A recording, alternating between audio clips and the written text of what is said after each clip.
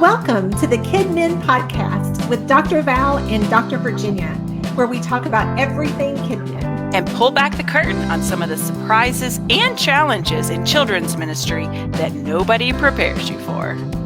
I'm Dr. Val, and together we have over 45 years of experience in children's ministry. I'm Dr. Virginia. Valerie and I met over 10 years ago in our doctoral program at Southeastern Baptist Theological Seminary. We are excited to share with you all the great stuff that we have picked up over the years. We want to minister to you, the children's minister.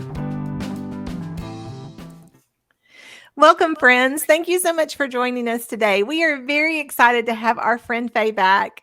We had an episode earlier that we had a discussion with her about safety and security and some different things. And we just enjoyed talking so much that we decided to carry it on with another topic. And we are hitting something really near and dear to my heart today is preteen ministry. I love preteen ministry so much. I love working with 4th, 5th, and sometimes 6th graders, according to how ministries work. But I enjoy that preteen ministry so very much. So I'm excited that we're going to be having this conversation today. So Faye, welcome. Well, thank you. I'm so glad to be here, and I'm happy to be talking about this topic because preteen ministry is a topic that's very near to my heart as well. Well, I'm going to let you introduce yourself just a little bit again in case somebody didn't catch the earlier episode we had with you. So if you want to tell our listeners a little bit about yourself. Okay. Well, I have been in children's ministry, serving full-time in children's ministry for 28 years, a long time. You know, I started when I was 8. Yes, obviously. But anyway, that'll kind of date myself, I guess. But I'm serving full-time in children's ministry. And I just recently retired from that role this past summer. And I moved and I'm living closer to my daughter and her family.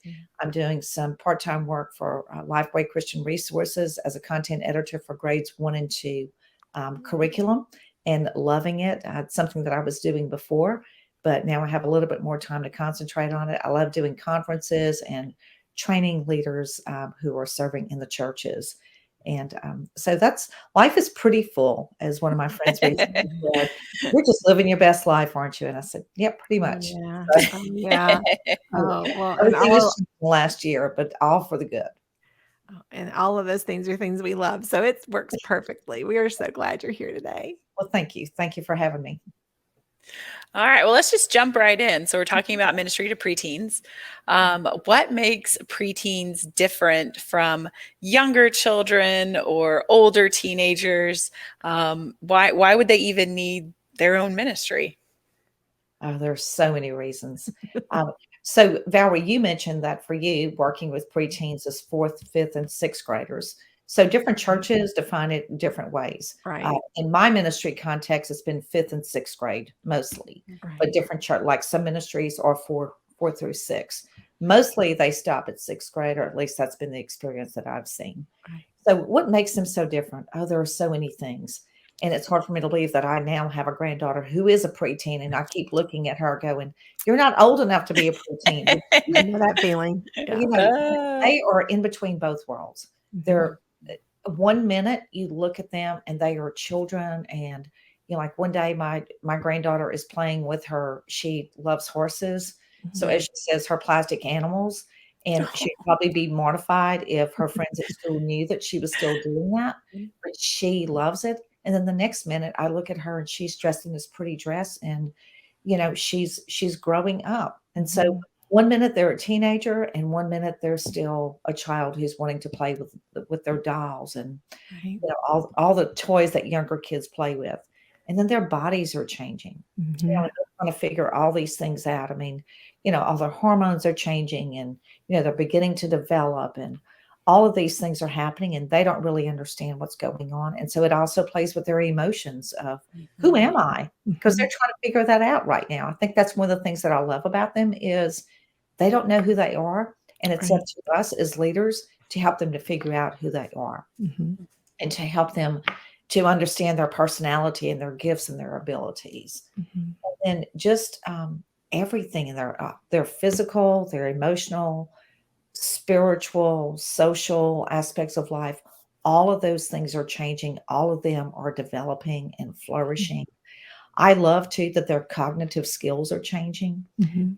So it's no longer that they just are able to think concretely and to think just in the literal sense of the word, but it is so much fun to be able to give them those abstract thoughts and to Mhm. watch that light bulb go off in their head when they That's what I finally love. get that concept. Yeah. I just love it Yeah. because you can see it on their face when it Mhm. You can. that preteen ministry, it happens more often, I think, than even in the younger grade school ministry. And because they haven't quite figured out what it is to be cool, they're more uninhibited, if I can Yeah. say that correctly. That's Yeah. yeah. Like, so that when it happens, they don't try to hide it and be like all really cool. Like they let it show. They let their emotions show. Right. But Yeah. I just love watching them develop and watching them flourish. And I'm telling you, when they come in fifth grade and they are still so young, like it's always so hard to think, what? They're in preteens? There's no way that so and so is in preteens. Right. And then you look at them and they come in and they're so shy and just, not knowing what to expect. And by the time they leave and they go up into the youth ministry, they are just chomping at the bits. Like, I'm Mhm. ready. I want to go up. Like, I'm ready for this.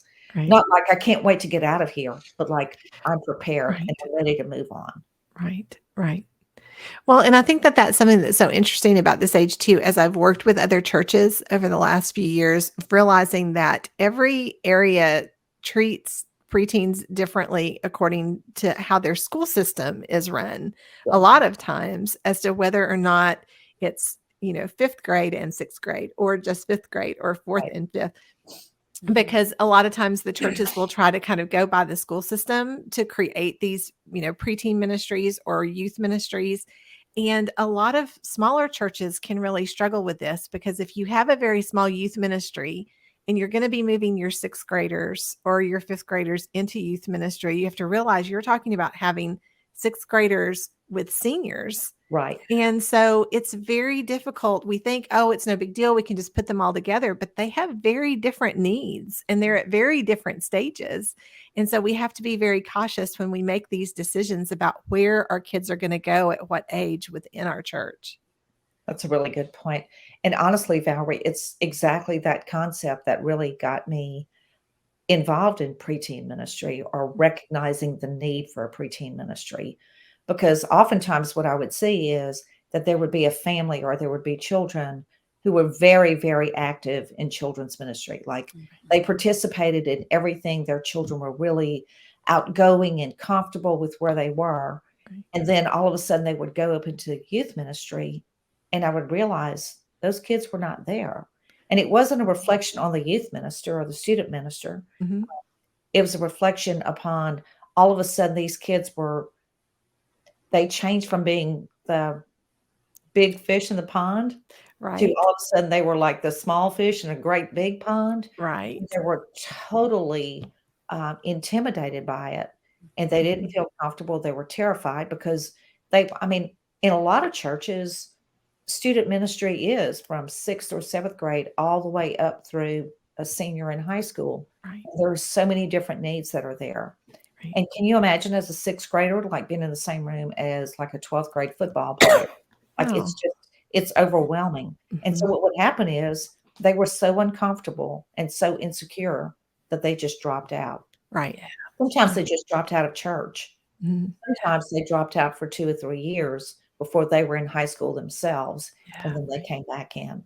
And Mhm. so I just began asking the Lord, like, what is it that we can do that can Mhm. help to ensure that smooth transition from children's ministry into Right. student ministry and prepare them? And so Right. the Yeah. word that came back to me is leadership development. Oh, yeah. And that's Mhm. the core of why I believe so much in preteen ministry is because Mhm. we need to begin to develop them as leaders. Mhm. And we have such a prime, they're ready, they are hungry. Mhm. They're looking for somebody to pour into them and to help them to keep their feet on the ground and figure out who they are and what they can do. And I think that that's one of the cool things too is sometimes they're amazed at what they can do. Oh, yeah. Like, Oh, oh yeah. my gosh, I didn't know I could do that.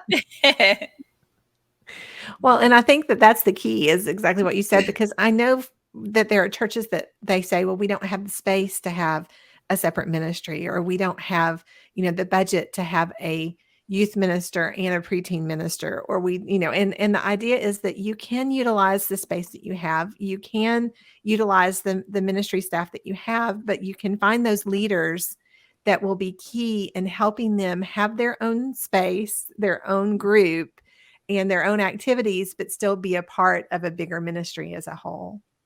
Yeah, and it doesn't have to be anything elaborate. It really doesn't. But it's pouring into those children, giving them activities that are separate, so they're not doing the same thing as kindergartners or first graders. Because by the time they get up, if they have been consistently active in the church, and they've done that birthday party for Jesus, they've done this, we're ready for something different. I mean, we get bored with doing the same things. So it's, how can we help them? How can we give them extra responsibilities? How can we help them to understand that they are a vital part of ministry, and that they, as young people, have something to offer, and that they can use their gifts and abilities to serve. Right. Well, and I think, we talk about the difference between preteens and children or teenagers, but another important aspect of understanding preteens is the difference between being a preteen in the dark ages versus today. Somehow, Faye, I don't know about you, but I feel like Virginia's taking a little hit on us there with the whole dark ages. No, I'm a millennial. I was the last generation to grow up without social media. It wasn't a thing when I was a kid either. Right. But man, the internet was like, Oh, yeah. AOL. Yes. And so, but today kids are just inundated with it. And so, and there's no really option. There's no option. Yeah. We've talked about this before where, there were times back when we could say, well, a preteen really doesn't need to have a cell phone. They really don't need to have these things. But now the way our world has changed, the way the culture has changed, it is a necessity for them to have one. We didn't give our daughter a cell phone until she was 16, but now our granddaughter at 12 has one. So, it's a big difference, and it does make for a very different culture for them.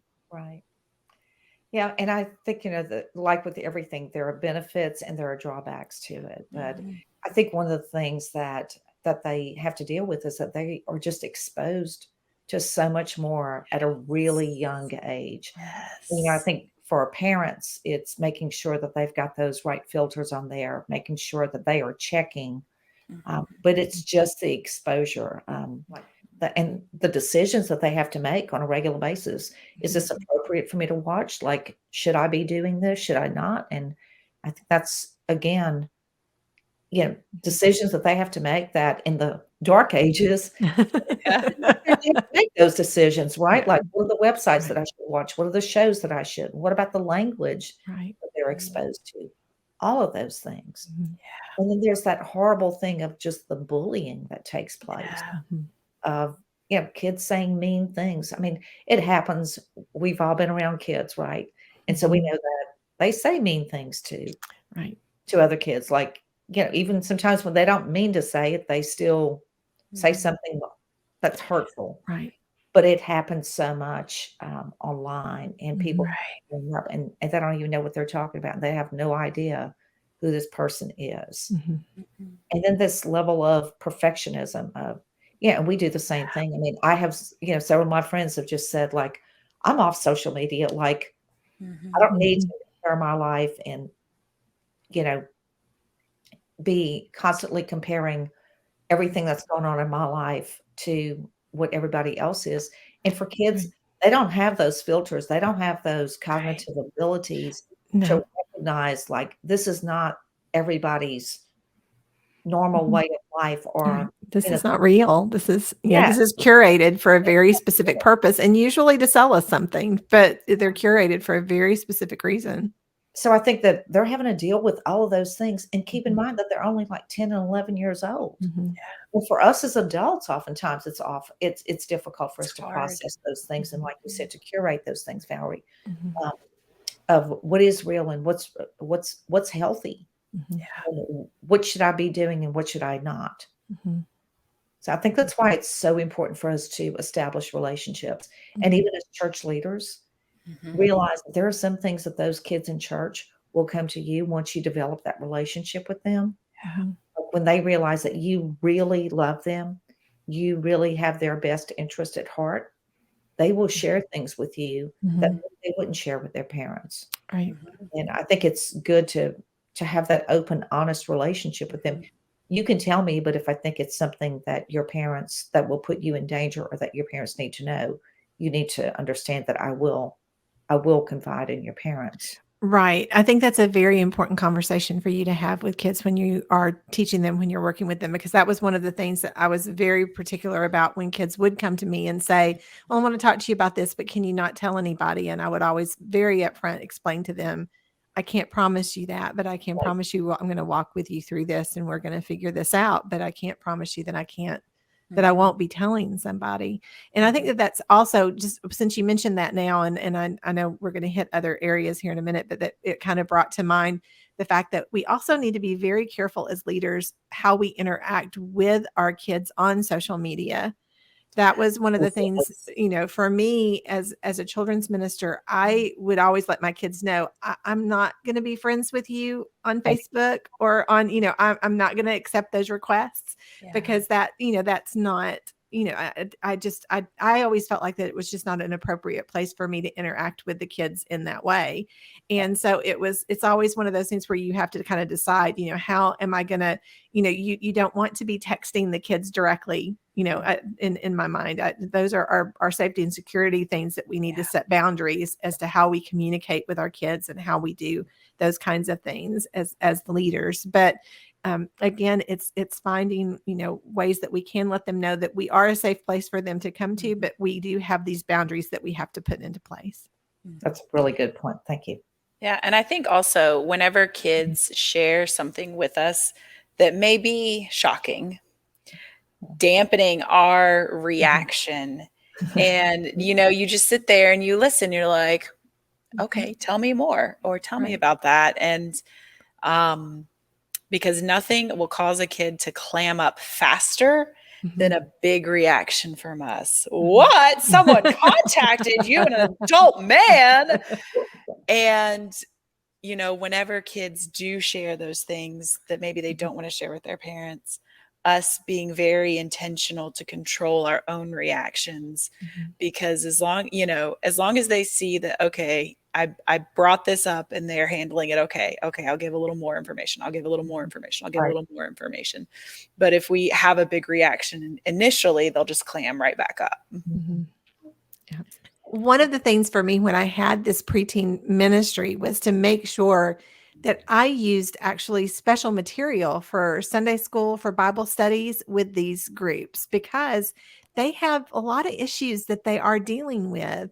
And we can have the ability to share with them scripture that meets them where they are in the things that they are dealing with. And so taking time to find special material for Sunday school, finding time for special material for Vacation Bible School, was very important for me to do, so that they had something that was going to uniquely meet them where they were. No, I completely agree with that, because they do have special needs.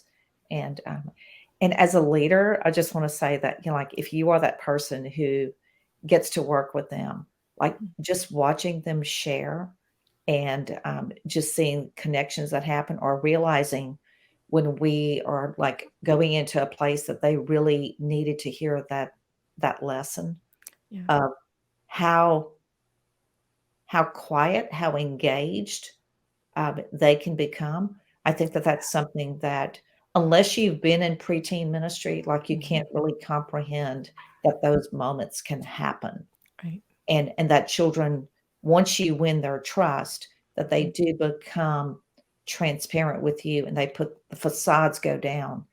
And once they become comfortable with each other, which that's another whole reason for doing preteen ministry, is building up that cohort, that group of relationships, then they're honest and they're open. And they're not just playing the game, and they're not just there because their parents are making them be there. They're there because they want to be, and because we're meeting their needs. Right. Well, and that kind of leads well into our next question is what are some examples, some ideas of ways that we can do ministry differently specifically for preteens? Things like VBS, which we've mentioned, or Sunday school, or events, or other ministries. Like, what are just some ideas of things that we can do? Well, I mean, I just kind of came up with a list of some things that I know that I've done in the past. Yeah. And, in some things, all you need to do is just give it a little twist. Okay. So it's not like you have to go back and like recreate everything or like create a whole different calendar of programming for preteen. If you're in a church that has the luxury of being able to do that, that's wonderful. But the reality is that most of us don't live in that world. So for us, what we did, like I said, leadership development was one of the key things that I wanted to focus on with our preteens. And so I'll give you an example. So for Fall Festival, they didn't just come to Fall Festival, but they helped us to start out the candy and to set up the games and that kind of thing. And then we had a couple of different activities that they set up, and they had a rotation schedule, so they weren't stuck running the game the whole night because remember, they have one foot in each world. Right. So one, they wanted to be leaders and they wanted to be able to run the games and those things, but yet they still wanted to go on the bounce house and they still wanted to go down the slide and they wanted to get snowballs and do all those things that kids do. So give them that option. So let them be leaders, let them step up and give them some responsibilities. And so that's what we did with Fall Festival. One of my favorite things was the Easter egg hunt. And I don't even know I don't know why I did this the first time. I have no idea. Looking back on it, I must have been completely crazy, but it worked out. So when we did our Easter egg hunt, and our Easter egg hunt, it wasn't like we had 1,000 people. Okay, so let me put that disclaimer. We normally had 300, 400, 500 people that showed up for the Easter egg hunt, but the preteens did it. People would say like, "Oh, do you need extra help?" No, we've got it. So the preteens and maybe 4 or 5 parents would come in. The kids helped stuff all the Easter eggs. They stayed on Sunday. We did ours on a Sunday afternoon. So the kids stayed on Sunday morning. We fed them pizza. I had all of the responsibilities. So they got to choose. And I'll talk about that in a second. They got to choose how they were going to help. They set up all the tables. They set up all the decorations. They set up the crafts. They set up the snacks. They hid the eggs. That was the big thing. They got to be the ones that hid the eggs. And they also got to be the leaders to lead the families out to the different age groups. So they were leaders. But they did registration. So they would be the person at the registration table. They would be the greeters greeting the families as they came in. They would be the ones handing out the crafts and like going to the tables and making sure that the kids and their families were doing the crafts. Like they did all of those things. And I remember one little boy, that's when I knew that it was working. When I was up in North Louisiana, one little boy came to me on Wednesday night, and like the Easter egg hunt was going to be that Sunday, the following Sunday. He said, "Miss Faye, I can't stay for the Easter egg hunt because I have something to do. But is it okay if I stay and help get everything set up and then I can leave after that?" Like, yeah. they saw themselves as having something to contribute. And you know what? And they had fun doing it. So, like, have some great chaperones that are in there, have some great leaders that are helping them to have fun. Right. Give them a little bit of liberty to play. They are still kids. Right. So, what we did for that Easter egg hunt was they got everything done. And then then the chaperones, I set aside a certain number of eggs for them. The chaperones who were with us went and they hid eggs. And so they still got to do their own Easter egg hunt before the other kids all came. Right. They were going to be devastated. Remember, they're still kids, but they still want to operate in more of a grown-up capacity. Yeah. Well, and I love the way you said that, because that's actually the reason why I realized I needed to do something different for Vacation Bible School the first time was because I had a group of parents that wanted their kids, that really wanted their 5th and 6th graders at the time, because back then the 5th and 6th was still middle school in our area. And so they really wanted their kids to help in Vacation Bible School instead of attend. And it wasn't that I didn't want them to help, because I loved kids helping, but I didn't want them to lose those last couple of years of being in children's ministry and still being involved in that. And so that was when I realized, okay, I need to try to do something special for them to make them feel like the older kids but where they are still receiving the Vacation Bible School experience. Because even though the kids were saying that they didn't think it was cool and the parents thought they needed to have them do something else, the kids really wanted to do Vacation Bible School. They just didn't want to sound like they did. And so that was, realizing. So it's finding that balance where they can be helpers and where they can be leaders, but where you still allow them the opportunity to be kids. And I love that you said that. Right. So we also did, we did mission. So we had it on Wednesday nights. I just called it Preteens on Mission. And so once a month, we went to a local mission site. Mm-hmm. And so they didn't do their regular Wednesday night activities like the other kids did. Like they normally had their preteen Bible study on Wednesday nights. But then instead of doing all the other things that the younger kids did, once a month, like we loaded up the vans, we had the chaperones, and we went to local mission sites. And so they got to, they either learned about what somebody was doing in missions, or they actually went in and helped. Right. But they learned so much, but man, they just felt like they were the biggest kids ever because they got to do that. And like the younger kids are looking up to them going, I want to do that. Like, we had a special room that was set. When I say a special room, I use that term pretty loosely. It was maybe a little bit differently. I think we had a little small foosball table in there. I think at one point we had a small air hockey. The furniture was a little bit different so that they could because, girls love to talk, right? So, the boys were playing foosball and stuff, and the girls were sitting in the corner all chit-chatting. So their room was set up a little bit differently than the typical children's classroom. Right. We did that on like a shoestring budget, believe me. But it also helped them to just they were just set apart just a little bit. But I tell you, one of the things that a lot of my children's minister friends said, you are a crazy person for doing this. Like, I don't know how you pull this off. But we take an annual mission trip with the preteens. Yeah.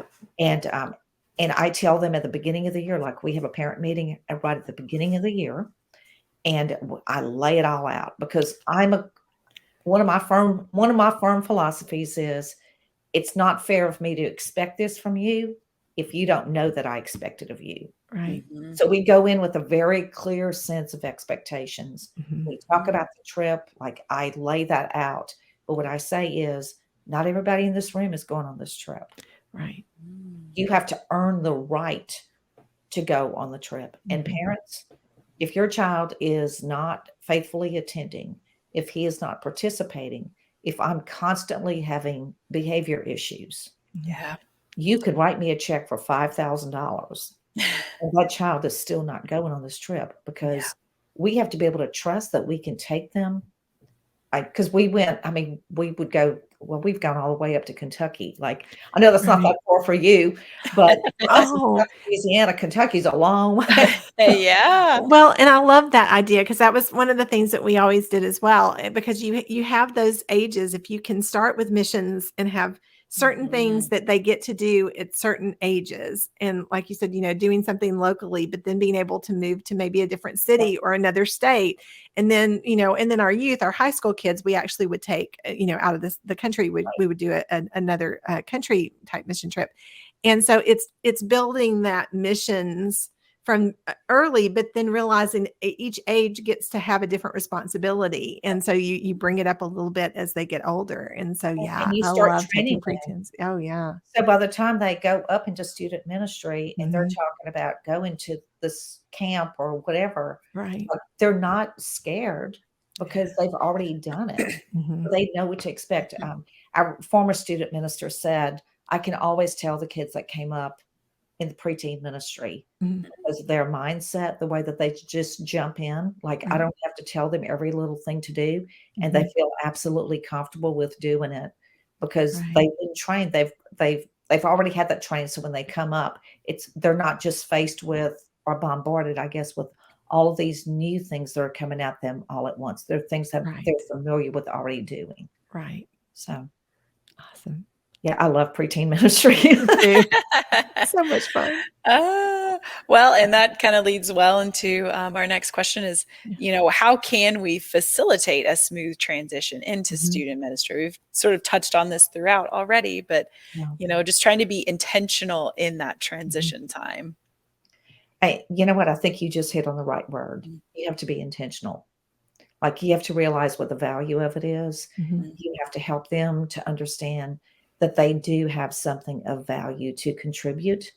And one of the things, so let me go back and say again, this is just something that we stumbled upon, and anybody who's listening can like take it and fine tune it to their own concept.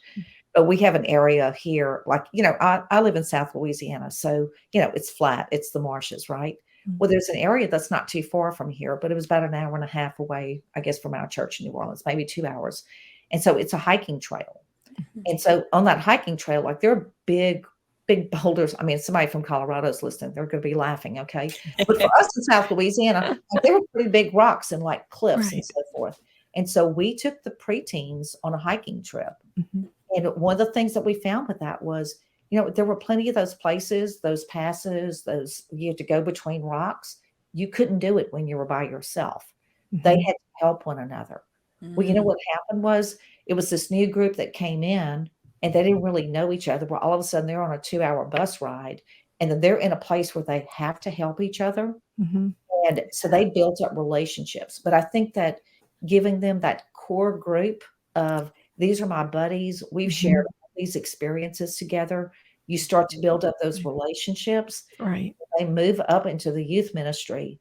They're not just little islands. They Right. have this whole group. And so they know that, hey, I might be walking into a strange place, but Mhm. I'm gonna be here with my friends who know me, and we have a lot of things in common, Yeah. and we know about each other. And so I don't have to worry about what those 12th graders are doing, Mhm. because I'm with my group. I actually had a youth minister one time who came to me and said, I think you might be doing too good of a job with this preteen ministry. And I was like, why? And he said, they have such a strong bond Oh. that, like, other kids from the youth group are going in and trying to like break the group, and they don't want to have anything to do with them because they're Right. just having fun. Like, they're in their own little world. And I laughed. I was like, well, I'm not sure if that's a compliment. I don't know what to do with that. Yeah, it's like But I thought, okay, then it's working. Like, those Mhm. trips they took, those experiences that they've shared together, Right. it's working because they have bonded. And Mhm. that's key. None of us want to be in a place where we just feel isolated and we don't fit in. Mm-mm. So let them know that there is a place for them and that they do fit in. Right. Yeah. Right. Well, and I think you hit the key there. It's building relationships and making sure that they feel seen, because so many times our kids don't have other opportunities to feel seen places. And so for us to be able to do that, to really invest in them and to find programs and things that they can do that are going to really help them be seen, I think is incredibly important. I like the way that you said that too, Valerie, of being seen, because in my years of experience of taking them to different places, I would like to say to a leader, if you are contemplating taking your group someplace, you need to have a very good conversation with wherever it is that you're taking them, because it hasn't always been my experience that you take a group of preteens when they find out, well, how old are the kids that are coming? Well, they're in 5th and 6th grade. Right. Sometimes they have the mindset of, "Oh, here we go," like they're gonna tear up the place or whatever, or they Mhm. can't really do anything constructive. Right. And so they just give them like little menial tasks. Yeah. But look for a place that's gonna really value them, that will really respect them, Mhm.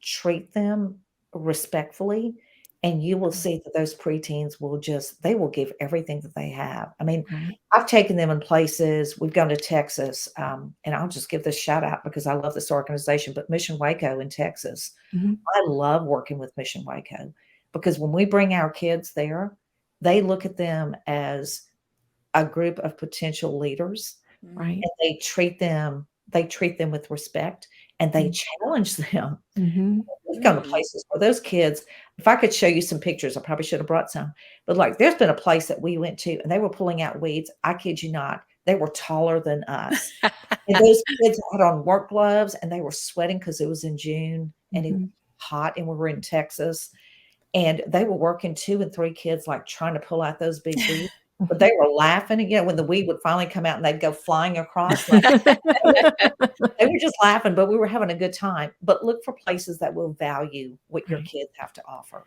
Right. Because I've had people tell me before, well, they really aren't old enough to be able to do a whole lot. But there are so many ministries that need simple things done, like sorting Yeah. coats or putting together meal bags or putting together backpacks for supplies or little things like that are in your community that, like you said, you could just go on one Wednesday night a month Yep. and just be the group that comes and helps put coats into sizes or just something simple. And it just really makes a huge difference. But they can be a part of a ministry and it can make them feel very special in that way. I think another thing that we as leaders can do to help ensure that is if you're going to give them a project to do, there's a couple of things I'd say about that is let them choose what they want to be involved in. So, like for the Mhm. Easter egg hunt, I had a list of all the responsibilities. I needed somebody to be a greeter. I needed somebody to do crafts. I needed somebody to Right. do registration. I needed somebody to do I had a list of all the things, and Mhm. then I had a list of how many volunteers or how many preteens I needed for each one of those, and I Right. let them choose. Mhm. Okay, who wants to be in crafts? Who Mhm. wants to do this? And so as a leader, you need to be organized but still give them like you're in charge, but they think that they're in Yes. charge. That makes any sense. You know how Right. it is with our kids, right? Oh. Um, so make sure that you've got it together and that you can, and also lay out your sense of expectation with them. Mhm. Okay, this is what I expect you to do. Yeah. Yeah. And be clear about those things and then set up boundaries for them. Mhm. No, I only need 4 people to do this. Like these are the other choices that you have. Right. And just set up those boundaries Yeah. and then know when you need to be flexible too, because sometimes things just don't work out and you do need to bend those rules a little bit. Right. Um, but Right. let them have some choice Right. in Yeah. what it is that they're doing, and you'll see that they will flourish more if it's something that they actually enjoy doing. It Even though really does. I tell leaders a lot if they're having classroom management issues, if they can find a way to give those kids choices, it's amazing the difference in what it changes because it just gives them that sense of accomplishment or I got a chance to choose. I could do this activity or this activity. It wasn't, I have to do this one particular thing. right. And so it really does give the kids a sense of accomplishment, but I think it helps them want to work with you more when they know you respect them enough to give them an option. So We all like choices, don't we? we Yeah. do. Yeah, it's nice to have And something to I choose think, from. Virginia, one other thing too that I think I want to be sure and touch upon is um, have a good working relationship with the student minister. Yeah. So, like, it really does help if you Mhm. guys, because they're transitioning from children's ministry to student ministry. Mhm. It does help if your philosophies are at least kindred. Yeah. Um, Yes. like this particular youth minister that I talked about in another episode, he made no bones about it that he hated Vacation Bible School. Mhm. And so he was like turning the youth away from helping with Vacation Bible School. Well, there were a lot of other issues that he had to Yeah. care Yeah. about. We'll do that But later. I Right. can find that out later. But if you're going to be working with like if you're going to be sending your kids on or you're working with them, that's not the kind of mindset because just think how confusing that is for a Mhm. child, right? right. Right. If you can work together and you guys are on the same page, then that's Yeah. wonderful. And the other thing I would like to say is don't make the preteens first contact with that student minister be Mhm. the first day of promotion Sunday. Oh, yeah, for Yes. sure. Give them a Yes. chance to have some interaction. So Mhm. for us, Yes. one of the things that we do with, in the Southern Baptist world, the Vacation Bible School curriculum for preteens is called VBX. Mhm. So what we have asked our student minister to do is he is the leader for Right. VBX. Mhm. So the preteens get to spend that whole week Mhm. with the student leader, Mhm. student minister, and then he recruits teenagers to come in and help. And then some of the student leaders come in and help too. Mhm. So those Right. preteens are like with him like the whole Right. week. So Right. they feel pretty comfortable. They've already met some of the kids that are in the youth group. They've met some of the other Bible study leaders. And so Mhm. there's a familiarity there so that when Promotion Sunday does hit, it's not all totally new. There's at least some Right. familiar faces, and they Yes. kind of Right. know what to expect because he's had a chance to meet with them. Mhm. Yeah. Our student minister was also very involved in our mission project for our preteens. So that was another, Gotcha. big chunk of time for them to get to know Mhm. the kids. So anytime we can incorporate the student minister into those projects with that Yes. group is a great opportunity for them to get to know that minister a little bit better. Yeah. And my current church does just a simple one-time event. Not that that's their only exposure to the youth pastor, but just like an orientation where there's a lunch after a church service. They go see their classroom. They meet their new Sunday school teachers. They, get a little tour of the youth space. And so even just something simple, just a simple one-time orientation, just to introduce everybody, get them used to the space, show them where they're going to go, that kind of thing. Yeah.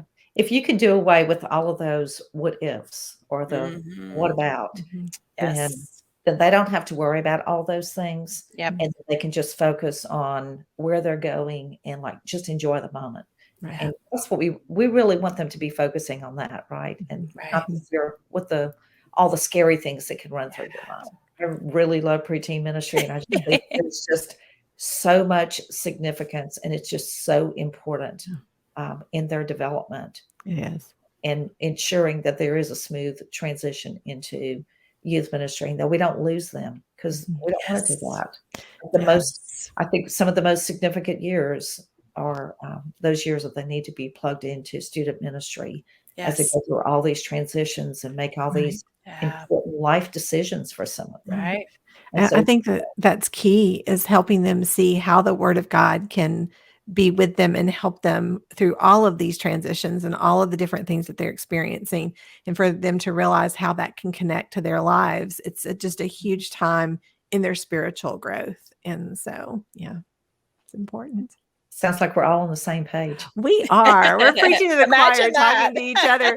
But hopefully we have been helpful to someone listening. As you're thinking about the different activities you're going to have, the different options that you're going to have for missions, and all of the different events that you might plan for the year, hopefully this has just encouraged you to think a little bit more about your preteens and how you're going to incorporate them into the ministry to help them grow as much as they possibly can. Well, Faye, thank you again for joining us. We have enjoyed talking to you so very much. So thank you. And friends, we are thankful that you joined our conversation and that you've been listening in today. And we just ask that if you have any suggestions, any questions, anything that you'd like to let us know, please send us that information. We would love to hear from you. We are just praying that we are meeting you where you are and giving you some information that can be useful for you as you serve your children and your families. And we look forward to talking to you again soon. Bye-bye.